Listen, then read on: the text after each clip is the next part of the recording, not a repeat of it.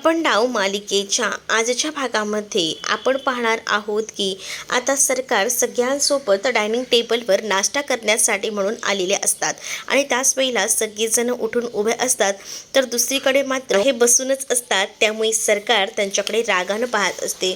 सरकारचं असं म्हणणं असतं की ती आल्यानंतर सगळ्यांनी उभं राहावं आणि तिला मान द्यावा. तर दुसरीकडे मात्र आता तिच्या आईच्या मोबाईलवर आता एक व्हिडिओ आलेला असतो, जो व्हिडिओ स्वतःहूनच आता पाठवला गेलेला असतो. खीने आणि सखी आणि काना मिळून त्यामध्ये दोघंही जण जे आहेत ते आता ऑमलेट बनवत असतात आणि तो व्हिडिओ जो आहे तो आता दाखवण्यात येतो आणि त्यामध्ये दोघंही जण खूप जास्त खुश आहेत हे आता दिसून गेलेलं असतं या सरकारला मात्र आता बोललं जातं की आपणही ऑमलेट खातोय, पण त्या दोघांच्या चेहऱ्यावरचा आनंद बघा ना, सरकार किती उसंडून वाहतोय. आता इकडे मात्र खूप जास्त राग जो आहे तो मात्र आलेला असतो, कारण सरकारांना माहिती असतं की आणि कान्हाचा संसार हा सुरळीत व्हायला नको, पण इकडे आता त्याच गोष्टी होत असतात. सखी आणि कान्हाचा संसार सुरळीत चाललाय ही गोष्टच कुठेतरी ना खपत नसते आणि म्हणूनच त्यांना मात्र राग आलेला असतो. दुसरीकडे मीनाक्षी आता बाजू घेऊन बोलत असते की खरंच ना आपल्या सखी आणि कान्हाचा संसार किती सुरळीत सुरू आहे. बरं वाटतंय हे दोघांची जोडी बघून. सरकारला आता या सख्याचा इतका राग येतो की सरकार हातात असलेला काचेचा ग्लास जोरात फोडते आणि मग काय तिच्या हातालाही इजा होते. तिच्या आलेली हाताला इजा पाहून सगळीजण आता सरकारकडे पाहू लागतात. तर सरकारला मात्र म्हणत असतात की आता त्रास होतोय ना. सरकारला असं म्हटल्याबरोबर सरकार जी आहे ती मात्र आता इकडे तिकडे पाहत असते, कारण सरकारला ना या सगळ्याचा खूप जास्त त्रास होत असतो. वेळेवर सगळ्या काही गोष्टी अशाच पद्धतीने घडतील, पण वेळ पण मीच विकत घेऊ शकते, एवढी माझ्याकडे प्रॉपर्टी आहे असं काहीसं सरकारला म्हणायचं असतं. मात्र गौतमने सरकारची चांगलीच बोलती बंद केलेली असते आणि सरकारची जेव्हा बोलती बंद केली जाते ना, तेव्हा मात्र आता सरकार ही शांतच बसते, कारण सरकारला आता सखीचा आनंद हा बघवत नसतो, कारण तिला सखीला जिंकू द्यायचं नसतं आणि इकडे काना मात्र सखीला खूपच जास्त जिंकवण्याचा प्रयत्न करत असतो. आता कानाने खूप छान असं ऑमलेट आणि ब्रेड केलेला असतो, त्यावर वरतून सॉस हे सगळं दिल्यानंतर सखी ही खूप जास्त खुश होते आणि आता सखी जी आहे ती आता पहिला बाईट खाऊन बघते. तिला पहिला बाईट खाताच खूप जास्त ते आवडतं आणि ती म्हणत असते की कसलं भारी आहे, मला खूप आवडलंय, मस्तच केलंय से, आणि असं म्हटल्यावर मी बनवलंय म्हटल्यावर भारीच होणार आहे.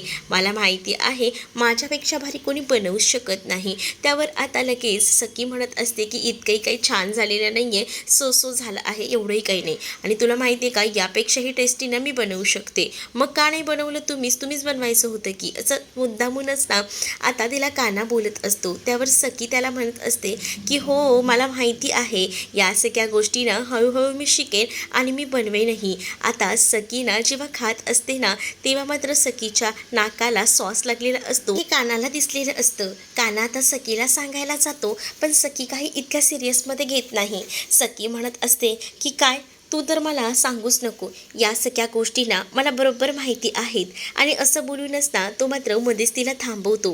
दुसरीकडे मात्र आता नवी आणि दाभाडे काकू आलेले असतात आणि दाभाडे काकूंनी येताना ना शिरा आणलेला असतो, पण त्याच वेळेला त्यांना समोरच ना ही जण अगदी प्रेमाने नाश्ता करतायत आणि हे सगळं दृश्य दिसलेलं असतं आणि त्यामुळेच ना त्यांना आनंद झालेला असतो. परंतु आता जानू सखीकडे पाहून हसत असते, कारण सखीच्या नाकाला तो सॉस लागलेला असतो. तर सखी म्हणत असते की काय झालं आहे जान्हवी. तर जान्हवी सांगते अगं सखी तुझ्या नाकाला बघ ना सॉस लागलाय. अगं हे सगळं ना ह्यानीच केलंय, म्हणजे मला सांगायचं तरी होतंच ना रे कान्हा, कसा असशील रे. मग आता अहो मगाशी मी तुम्हाला सांगतच होतो, पण तुम्ही माझं ऐकूनच कुठे घेतलं, तुम्ही फक्त स्वतःचंच खरं करत होतात. अच्छा तुमच्या दोघांचा नाश्ता चाललाय का, मी तुम्हा दोघांसाठी शिरा आणलाय, तो नाश्ता झाला की तेवढा खाऊन घ्या, आणि काही आता त्यांच्या हातात दिला जातो. दुसरीकडे मात्र आता सखीच्या नाकावर लागलेलं असतं सॉस. तर दाभाडे काकू ज्या आहेत त्या कानाला सांगत असतात की तो सॉस पुसून दे. मग आता दाभाडे काकूंचं ऐकून काना स्वतःहून त्या सखीच्या नाकावर लागलेला सॉस पुसतो. त्याच वेळेला आता सखी जी आहे ना ती मात्र कानाकडे पाहत असते, तर काना मात्र शिरा खात असताना दाभाडे काकूंना म्हणत असतो की मला असं का वाटतंय की हा शिरा तुम्ही केलेला नाही म्हणून, कारण या शिऱ्यामध्ये ना ते प्रेम तो ओलावा जाणवत नाही आहे, कारण तुमचा शिरा ना हा खूपच वेगळा असतो हे मलाही माहिती आहे. असं म्हटल्यानंतर आता मात्र ज्या दाभाडे काकू असतात ना त्या भावूक होतात, कारण दाभाडे काकूंना ना खूप चांगला आता कान्हा ओळखू लागलेला असतो. कान्हा म्हणत असतो की शिरा म्हणजे कसा अगदी प्रेमाने भरलेला मनापासून केलेला, पण हा थोडा वेगळा वाटला, हा शिरा छानच असेल पण हा तुम्ही केलेला नाही. त्यावर मात्र दाभाडे काकू आपले डोळे पुसत म्हणत असतात की हो हो अरे मला कळतंय की तू मला केवढं ते खुश करतोय, पण मी तुला सांगू का, बरोबर ओळखलंस तू, हा शिरा मी केलेलाच नाही आहे, हा शिरा ना शीतलने केला आहे. शीतल म्हणाली की तुम्हाला देऊन या म्हणून मी तुम्हाला द्यायला आले. ते काय ना खरं तर ना तिने दागिने सोडवले ना, मग म्हणून तिने गोडाचा शिरा केला होता, म्हणून तिने थोडा तुम्हालाही दिला, म्हणून म्हटलं घेऊन यावं. पण शिरा म्हणजे ना शिरा बनवायची एक पद्धत असते, आणि त्याचबरोबर जसा सत्यनारायणचा प्रसाद बनवतात ना अगदी तसाच शिरा बनवायची जी काही पूर्ण पाककृती असते ती मात्र कान्हाला माहिती असते. कान्हा आता ती सगळी पाककृती सांगतो, आणि मग दोघंही जण म्हणजेच जान्हवी दाभाडे काकू चकित पडलेल्या असतात की कान्हाला एवढं सगळं कसं माहिती. त्यावर कान्हा म्हणत असतो की मी पूर्वी ना असायचो ना सगळ्यांसोबत, तेव्हा ना असाच शिरा आमच्या घरातही बनायचा, आणि मग स्टाफ असं बोलून मध्येच थांबतो. स्टाफ? कोणता स्टाफ? मग आता सखी म्हणते काय तुझ्याबरोबर तुझा स्टाफही असायचा? मग आता मात्र कानाला कळतं की आपण काहीतरी बोलून जाणार होतो, आणि म्हणूनच तो थांबतो, आणि तो मात्र आता म्हणू लागतो की नाही नाही ते काय ना मी तिथे एका मालकांकडे कामाला होतो ना, मग तिथे सगळे जे लोक होते त्यांना मी स्टाफच बोलायचो, तर तसं मी बोलतोय की तिथे ना ते स्टाफ होते, आणि त्या स्टाफना माझं नेहमीच कौतुक असायचं, ते माझं कौतुकही करायचे, कारण त्यांना माझ्या हातचा तो शिरा खूप जास्त आवडायचा. मग ह्या सगळ्याबद्दल थातूर मात्र उत्तरं आता मात्र तो देऊ लागलेला असतो, आणि तेवढ्यातच ना आता त्याच्या फोनवर कॉल आलेला असतो, तो म्हणजे सरकारचा, आणि तो कॉल त्याला रिसिव्ह करावाच लागणार असतो, आणि त्यानिमित्ताने का होईना या सगळ्यातून आता त्याला सटकायला जे मिळणार असतं, कारण चुकून जरी तो बोलून गेलेला असला तरी या सगळ्याचा ही लोक वेगळाच विचार करणार हे त्याच्या लक्षात त्या घडीला आलेलं नव्हतं. पण आता मात्र त्याच्या लक्षात येतं, म्हणूनच तो कॉल रिसिव्ह करण्यासाठी म्हणून बाहेर जातो. दुसरीकडे मात्र आता सखी तो शिरा खात बसलेली असते, तर सखीला सुद्धा तो शिरा खूप जास्त आवडतो. सखी म्हणत असते की खरंच ना शिरा खूप जास्त उत्कृष्ट झाला आहे, आणि त्याच वेळेला अगं हा शिरा तर काहीच नाही, प्रसादाचा शिरा, ओ हो काकू मला ना सत्यनारायणचा प्रसादाचा शिरा खूप आवडतो, म्हणजे तो बघा ना तो एका वेगळ्याच पद्धतीने बनवला जातो ना, आणि तो म्हटलं की मला तो खूप आवडतो, असं वाटतं ना की आत्ता बनवून खावा, पण तसा प्रसाद ना बनवण्यासाठी वेगळी पाककृती असते ना, हो त्यामध्ये तूप रवा हे सगळं कसं समप्रमाणात आणि ते चांगलं केळ वगैरे घालून मस्त असा मुरवला जातो, आणि मनापासून बनवला तर मस्तच होतो. मग मी काय म्हणते, तुला सत्यनारायणचा प्रसाद खायचाच आहे असं तू म्हणतेस, मग आपण एक काम करूया, तसंही तुमची सत्यनारायणाची पूजा झालेली नाही आहे लग्नानंतरची, मग आपण ना ती उद्याच उरकून घ्यायची का, म्हणजे त्यानिमित्ताने तुला तो प्रसादही खाता येईल आणि मग पूजाही होईल. पण मात्र आता खूप जास्त टेन्शन ना सखीला आलेलं असतं, कारण तिच्यासाठी हे नातं इतकं महत्त्वाचं नसतं की ते पूजेपर्यंत पोचवायचं, कारण ऑलरेडी ती तिचं नातं संपवायला निघालेली असते. सरकार दुसरीकडे मात्र आता कानावर ओरडत असते, त्या म्हणत असते की काय हनीमून कुठपर्यंत आलाय, काही चाललंय काय, तुला काय वाटतंय इथे घरात बसून मला काही गोष्टी कळत नाहीत का, मला सगळ्या गोष्टी कळत आहेत, जे काही चाललंय ना ऑमलेट वगैरे बनवणं ते लवकरात लवकर थांबायला हवं, आणि एवढा काय तिला भाव देतोय, तुला मी सांगितलंय ना, मी जसं सांगितलंय तसंच वागायचं, मग काय सुरू आहे, काय करतोयस काय तू, ती चॅलेंज हरली पाहिजे आणि घरी आली पाहिजे, तर तू उलट तिला ते चॅलेंज जिंकण्यासाठी अजूनच मदत करतोय. हो मला सरकार माहिती आहे, पण सगळ्याच गोष्टी नाकारत्या घेऊन कशा चालणार ना, मी प्रयत्न करतोय की त्रास द्यायचा तिला, असं नाही की मी तिला त्रास देत नाही आहे, पण थोडा धीर धरा, सगळ्या काही गोष्टी हळूहळू करू द्या, सगळ्याच जर गोष्टी मी एकदम करायला गेलो तर तिला डाऊट येणार नाही का, म्हणूनच तुम्हाला सांगतोय तुम्ही माझ्यावर बिलकुलही शंका घेऊ नका, तुम्ही माझ्याकडे काम सोपवलंय म्हटल्यावर मी ते काम उत्तमरित्या करणारच. तिला त्रासच द्यायचा आहे ना, तर तिला त्रास द्यायचं काम मी करतोय, तुम्ही काळजी करू नका, असं देखील आता सरकारला तो म्हणत असतो. आणि जेव्हा सरकारसोबत तो कॉलिंगवर बोलत असतो ना, तेव्हा मात्र त्याच्या मागे येऊन उभी ऑलरेडी ही सखी असते आणि त्याला माहीत नसतं की त्याच्या मागे सखी येऊन उभी राहिलेली आहे. आणि त्यामुळेच ना तो आता विचार करू लागतो. आणि तेवढ्यातच ना सखी येऊन त्याला म्हणत असते की अजूनही तुझी ती कट कारस्थानं सुरूच आहेत का सरकारला घेऊन. म्हणजे आताही त्या सरकारचा कॉल आला होता आणि मला मुद्दामून शिक्षा देण्यासाठी, मला ह्या सगळ्याच्यामध्ये हरवण्यासाठी तुमचे प्रयत्न चालू आहेत हे मला कळते, असं देखील सखी आता कानाला बोलत असते. आणि त्याच वेळेला आता काना तिचा झालेला गैरसमज मिटवायचा प्रयत्न करत असतो. पण दुसरीकडे मात्र आता सखीला बरोबर कळलेलं असतात सगळ्या गोष्टी. त्यामुळे आता सखी म्हणत असते की इथे तुम्ही हे सगळं घेऊन बसलेलं आहात आणि तिकडे दाभाडे काकू आपले पूजेचं करायचं बोलतात, कारण त्यांना असं वाटते आपला संसार हा व्यवस्थित सुरळीत सुरू आहे. पण इकडे मात्र भलतंच सगळं चाललंय हे त्यांना कुठे माहिती. आणि तूही तसंच करतोयस की तुला कुठे काय पडले, तुला या सत्यनारायणच्या पूजेला सुद्धा बसायला नको. म्हणजे ना मलाच मुळात या सत्यनारायणच्या पूजेला तुझ्यासोबत बसायचं नाही आहे, कारण हे सगळं करून उपयोगच नाही आहे, असं आता सखी कानाला बोलत असते. त्यावर काना म्हणत असतो मग ठीक आहे ना, तुला पूजेला बसायचं नाही आहे ना, मग तू जाऊन स्वतःहून सांग की तुला पूजेला बसायचं नाही आहे, मग विषय संपला, मग कशाला हे विषय वाढणार आहेत, असं देखील आता बोललं जात असतं. आणि ज्यावेळेला या सगळ्या गोष्टी बोलल्या जातात ना, तेव्हा मात्र आता काना आणि सखीमध्ये वाद होत असतात. आणि तेवढ्यातच तिथे मात्र आता दाभाडे काकू गेलेल्या असतात. आणि दाभाडे काकूंना अचानक आलेलं बघून मात्र ना आता सखी घाबरलेली असते, कारण तिला असं वाटत असतं की दाभाडे काकूंनी काही ऐकलं तर नसेल ना. पण दाभाडे काकू ज्या आहेत ना त्या मात्र तिथे येऊन उभ्या राहतात आणि काय करायचं नाही आहे, अरे तू इथे काय रे उभा येऊन राहिलायस, आम्ही तिथे बोलत होतो आणि त्यावेळेला आम्हाला तुझ्याशी महत्त्वाचं बोलायचं होतं, पण तू फोन आलास म्हणून निघून गेलास, तो परत आलाच नाहीस रे, का असं केलंस, कारण आहे ना आम्हाला ना तुझ्याशी जरा महत्त्वाचं बोलायचं आहे. तेच आता दाभाडे काकूंना सत्यनारायणच्या पूजेबद्दल बोलायचं असतं.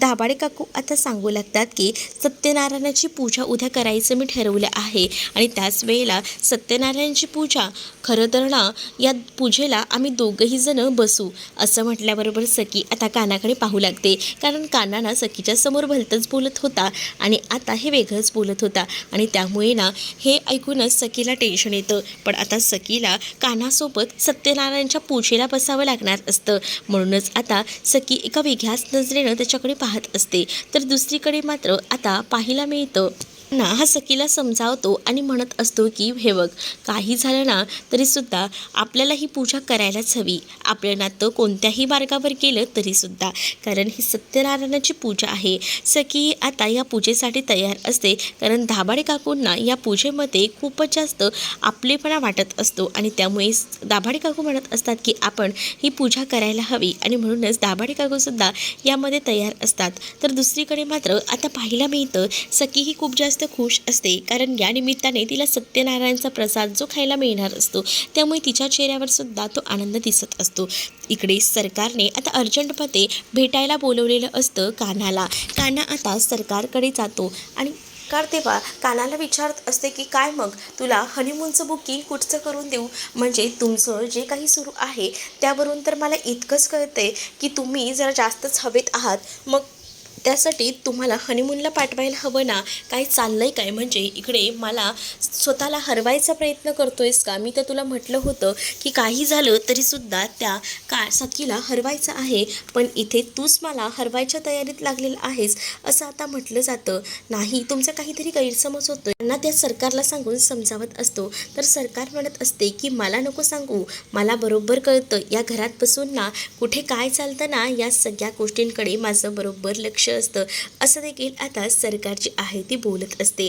आणि त्याच वेळेला दुसरीकडे आता मात्र पाहायला मिळतं चाळीमध्ये भांडणं होत असतात. त्या काकूना त्यांच्या नवऱ्यासोबत भांडत असतात, का तर त्यांच्या नवऱ्याने फिरायला येतो सांगितलेलं असतं, घेऊनही गेलेला असतो, पण साड्या काही घेऊन दिलेल्या नसतात, साड्या सिलेक्ट करूनही, म्हणूनच आता त्या काकू खूप जास्त वैतागलेल्या असतात.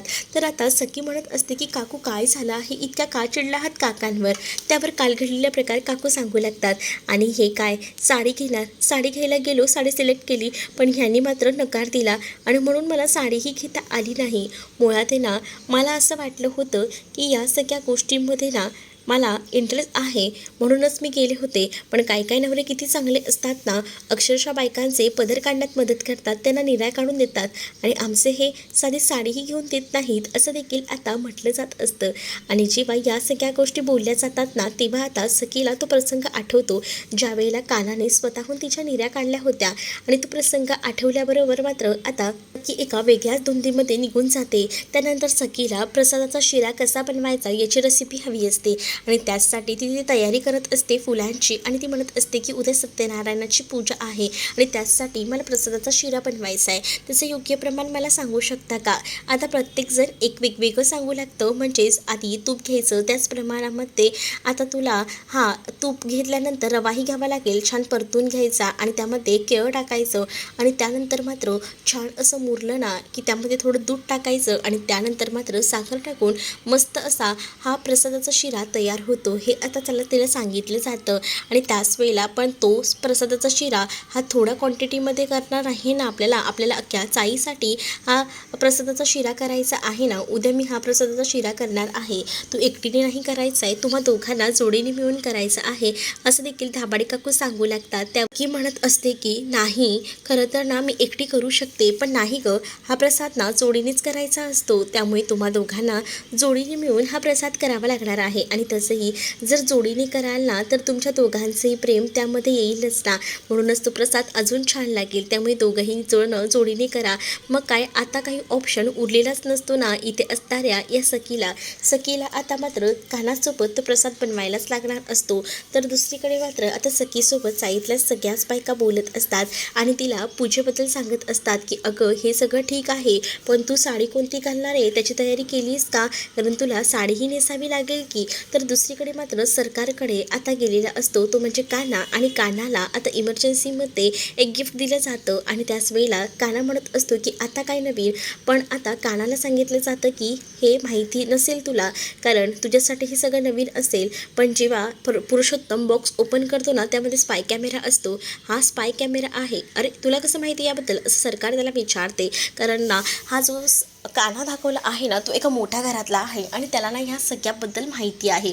मग तो आता तिथे विषयांतर करतच म्हणत असतो की ते काय आहे ना, मला माहिती आहे, हे सगळं मी पिक्चर्समध्ये आणि या सगळ्यामध्ये पाहिलेलं आहे, त्यामुळे ते माझ्यासाठी काही नवीन नाही असं देखील आता कान्हा सरकारला म्हणतो. तर सरकारही कानाला सांगत असते की हा स्पाय कॅमेरा तुझ्या घरात बसवायचा, म्हणजेच कसं तुम्ही लोक काय करता काय नाही हे मला प्रत्येक गोष्टीचे अपडेट मिळत राहतील. तू सांगायच्या आधी उद्या घरात तुमच्या सत्यनारायणची पूजा आहे ना, मग मला इथे बसून तुमच्या पूजेचं थेट लाईव्ह दर्शन बघायचं आहे, काय चाललंय काय नाही या सगळ्या गोष्टी मी इथे बसून बघणार आहे, त्यामुळे हा कॅमेरा घरात बसवायचा असं देखील आता सांगितलेलं असतं. आणि त्याच वेळेला आता हा कॅमेरा चाळीत बसवायचा असं म्हटल्यामुळे आता मात्र कान्हा जो आहे त्याला या सगळ्यासाठी तयार व्हावंच लागतं, दुसरा कोणताही चान्स नसतो. तो स्पाय कॅमेरा घेऊन तातडीने घराबाहेर पडतो. तर दुसरीकडे मात्र आता पाहायला मिळतं पुढील भागामध्ये स्पाय कॅमेरा इन्सर्ट केला आहेच ना, कारण मला सगळ्या काही गोष्टी बघायच्या आहेत, चाळीत नेमकी पूजा कशी केली जाते आणि काय ते, आणि तुमच्या दोघांची जवळीक ह्या सगळ्या गोष्टी खरं तर ना तिला बघायच्या असतात. आणि तुला सांगितलेलं लक्षात ठेव, तिला हरवायचं आहे, या गोष्टी लक्षात असू दे डोक्यामध्ये असं देखील आता सरकार कानाला सांगत असते. तर दुसरीकडे आता खूप छान अशी तयारी सखी करत असते. म्हणजे सखीने नऊवारी साडी तर घातलेली असते, पण तिला पदर लावता येत नसतो, पदराला पील लावून द्यायचं काम ना इथे काना करत असतो. आणि सखी मात्र आता एकदमच छान दिसत असते म्हणून काना मात्र तिच्याकडे बघून हरवून जातो. तर तुम्हाला हा भाग कसा वाटला हे नक्कीच मला कमेंटमध्ये सांगा आणि अशाच नवनवीन भागांसाठी आपल्या चॅनलला सुद्धा सबस्क्राईब नक्की करा. चला तर मग भेटूया पुढच्या भागामध्ये, तोपर्यंत टाटा बाय.